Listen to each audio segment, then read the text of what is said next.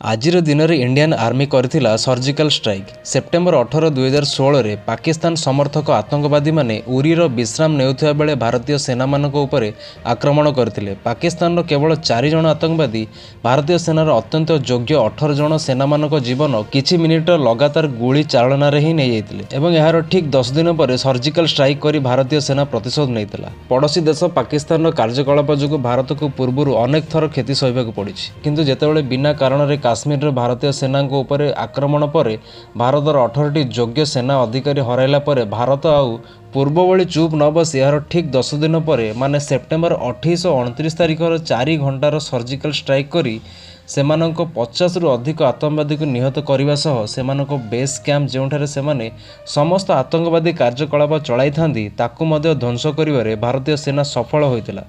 ଏହି ଷ୍ଟ୍ରାଇକ୍ ରାତି 12:30ଟାରୁ ଆରମ୍ଭ ହୋଇ 4:30 ପର୍ଯ୍ୟନ୍ତ ଚାଲିଥିଲା।